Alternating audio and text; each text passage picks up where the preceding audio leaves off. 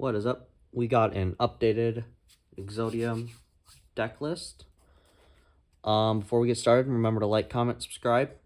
It's been a while since I've posted. Thought, oh, well, I've made some changes to my Exodia deck. I was like, might as well share it. Comment what do you think about the deck, what changes you might want to see, what videos you might want to see in the future. Let's just jump right into it.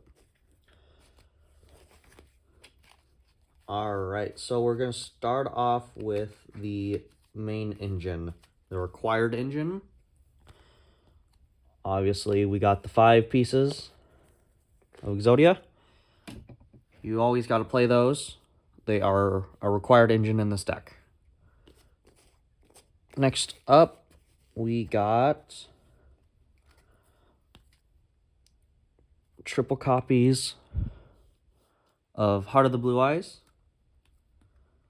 triple copies of Seng Engine Wakes from a Millennium, triple copies of Shield, and triple copies of Golem. This is the number engine that I'm playing for this deck. It seems to work really well. The consistency is good. It is a 52 card deck, and consistency is still there. I'm still able to get full combo plus some other combos off. It's surprisingly very good for the high count deck. Now for the main engine spells, we also got the triple copies of Millennium Ankh,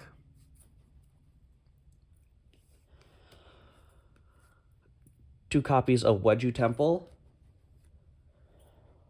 two copies of Obliterate Blaze, and then for the traps for the main engine, we got 3 copies of Exodia Fires of Rage. Most people play this at 1.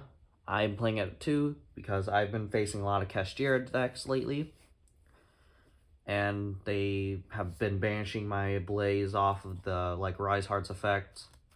So I just gotta make sure I have that extra one. Then Exodia is just really good for the board wipe and possibly recycling the pieces if they have to go to the grave. Now we got non-engine. One of the reasons why this deck is so good at this current format for a rogue deck is because it can play Shifter. A lot of decks are falling to Shifter. I have to crossover breakers with Malice. I know Malice can play around Shifter. I'm not sure about Ryzeal yet. I haven't heard about Ryzeal.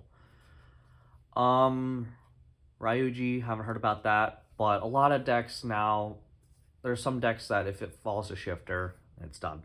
Can't really do much. We got 1 copy of Lava Golem. Since this deck also relies on paying life points a lot, I am playing 3 copies of Ghost Sister.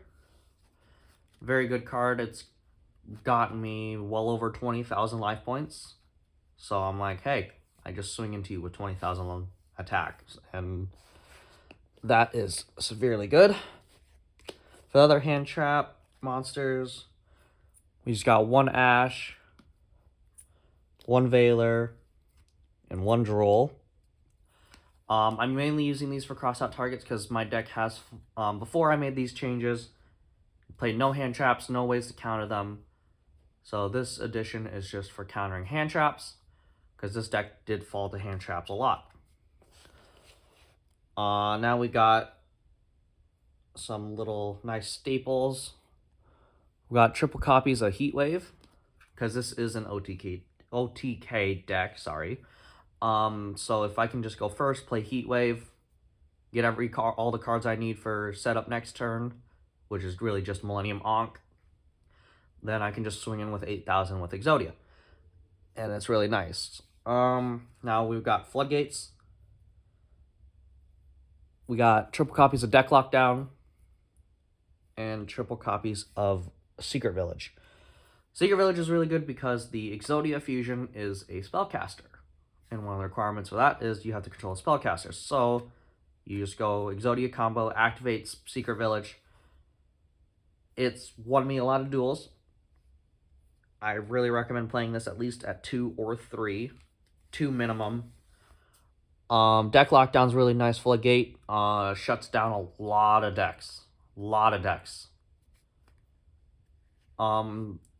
It's just a really good Floodgate in my opinion. It's gaining a lot of popularity. Now for the rest of the spells, we got triple copies of Crossout, 2 copies of Triple Tactics Thrust, and 1 copy of Called By. Thrust is really nice because if they, like, let's say, Ash my Heart of the Blue Eyes when I go to search Ankh, and they control a monster, I can just activate Thrust, add Ankh to my hand. So it's just basically 2 extra copies of searching Ankh, which is really nice. More ways into Ankh, the better, in my opinion. And then for the 1 trap, all I'm playing is the 1 Imperm for Crossout target. For the extra deck, really, it's required is just these 3. These 3 are required in extra deck, in my opinion. You can really play any other extra deck cards. Like, right now, I'm playing BLS Link and Access Code. I really have never stepped into these because I was able to win the duel going straight into battle with Exodia. So really the rest of the extra deck is up to you, but I'd say these triple copies of the Exodia Fusion is a required engine. Now for the side deck, I've been doing this based off a lot of experimenting against decks I've done. This deck lost to a Vanquished Soul, partially due to Ghost Ogre, so I'm playing a Ghost Ogre inside for a Crossout, a Jerusalem inside for Crossout. Those are just the only 2 monsters I'm playing. We're playing the 1 Harpy's Feather Duster. And for things like Mimighoul, we got Power Filter. Power Filter, I honestly had in there first for Yubel and Snake Eyes, because it will shut down, because neither player can special summon monsters with 1,000 or less attack. And obviously Yubel has 0 attack. So that's just really nice. We also got 2 copies of Raigeki for the board breaker. And then 2 copies of Spellbound. Spellbound's really nice because it can just shut down all extra deck summoning of the monsters they currently control, which is also won me some games. And then for Crossout targets, we're playing Evenly and D-Barrier. D-Barrier is just broken in today's format. If it had Link, if it included the effect to declare Link, dear God, that would probably put it to at least limited. But it does not, since it came out before Links, so it does not include Links. And that's where Spellbounds come in handy. As you notice, this is a 12-card side deck, I believe. I'm wanting to play 3 Flawless, just so I can possibly draw into all 5 pieces of Exodia. But right now, I am currently on a budget, so I cannot afford Flawlesses right now, but I would recommend playing Flawless inside. Yeah, that's pretty much it. Remember to like, comment, subscribe, and we'll see you all in the next one.